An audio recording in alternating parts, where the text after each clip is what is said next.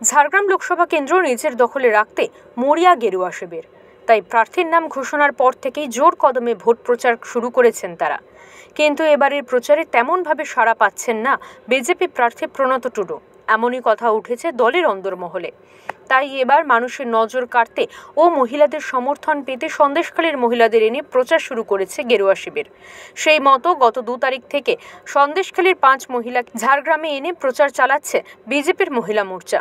নির্যাতিতা বলে দাবি করা মহিলারা জানিয়েছেন, প্রধানমন্ত্রী নরেন্দ্র মোদীর হাত তাদের মাথায় আছে, তাই তারা বিজেপির হয়ে বিভিন্ন জায়গায় তাদের কথা বলছেন।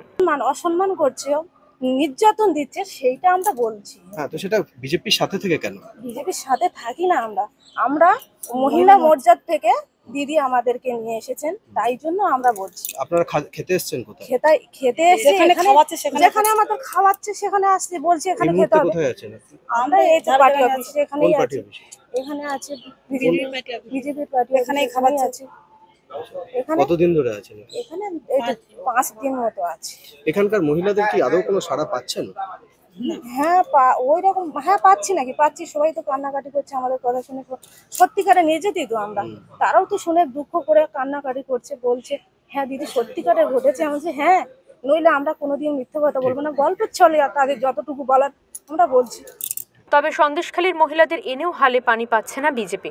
সন্দেশখালীর মহিলাদের সঙ্গে নিয়ে বিভিন্ন জায়গায় ঘুরলেও সেভাবে সাড়া পাচ্ছেন না তারা।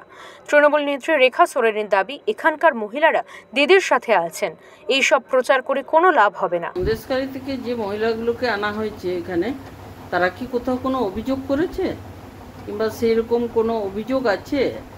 মূলত তাদের এখানে নিয়ে আসা হয়েছে, বিজেপির প্রচারে কোনো লোক নেই, কোনো মহিলাও বেরোচ্ছে না এখানে, সেই জন্য মহিলাদের নিয়ে আসা হয়েছে।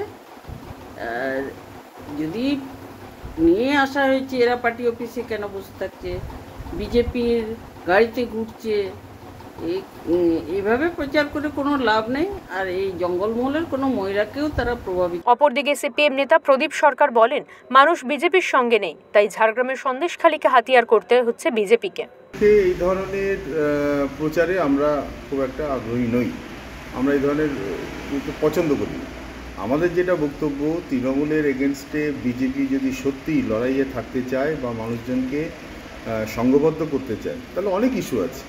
আমাদের ঝাড়গ্রাম জেলাতে অনেকগুলো ইস্যু আছে, এবং তারা যে বলে বেশিরভাগ জনগণের স্বার্থে যে এই দলটা কাজ করে না, বিজেপি নিজেও করে না, সেটাকে ঘুরিয়ে দেওয়ার জন্যই তারা এই ধরনের একটা বন্দোবস্ত করেছে, যাতে মানুষজনের দৃষ্টিভঙ্গিটা বা মুখটাকে অন্যদিকে ঘুরিয়ে দেয়। গতবার বিজেপি ঝাড়গ্রাম আসনে জয়লাভ করলেও এবার পদ্ম শিবিরের সমর্থন অনেকটাই কমেছে বলে অনুমান রাজনৈতিক মহলের। আর তাই জেতা আসন ধরে রাখতে মরিয়া চেষ্টা চলছে বিজেপির।